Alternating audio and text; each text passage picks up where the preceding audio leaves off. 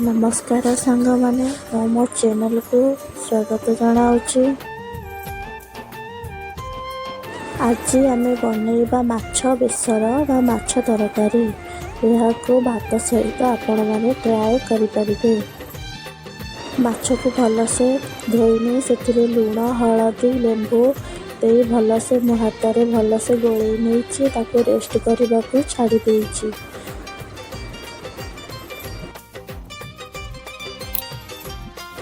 तापर तेल दे माछ को भलसे भाजी नबा।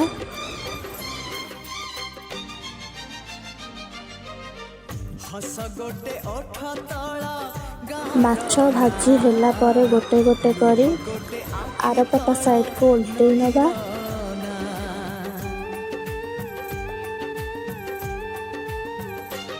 तापर सोरिष तेल दे से जीरा सोरिष और कंचा लंका को दबा फुटे नबा।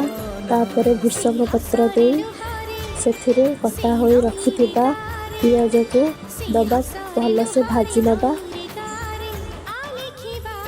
मसला रेडी करबा सोरिष जीरा और गोटा धनिया सुखिला लंका को दबा किछि रसुण दबा मसला को बाटी नबा।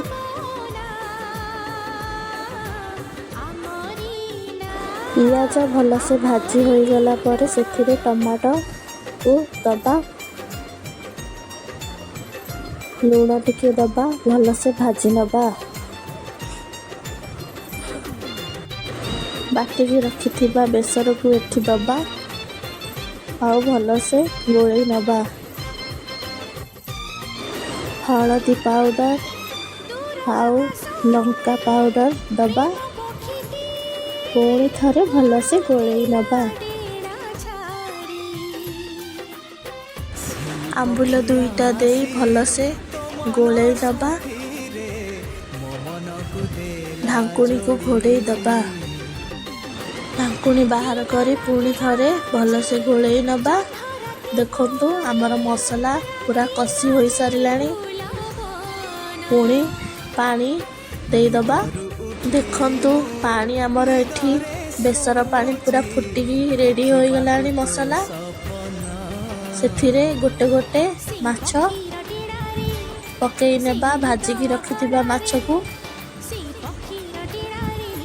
सब माछ मो पकेई देली एठी। किछि समय पर मसला पाउडर पकेई दबा।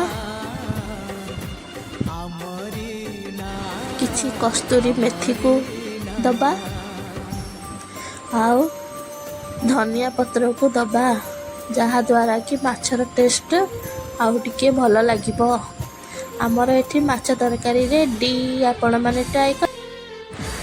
आमर माछ तरकारी रेडी होई गला।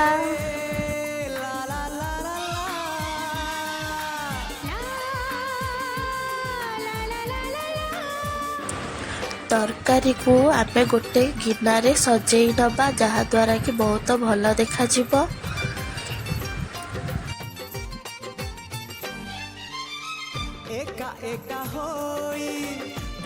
घरे ट्राई करतु आउ कुहंतु केमिति होईची। जदि यही रेसिपीटी आपण मानकु भल लगी थाए ताहले मो चैनल टी को लाइक एंड सब्सक्राइब कर दियंतु। धन्यवाद सांग माने बाय।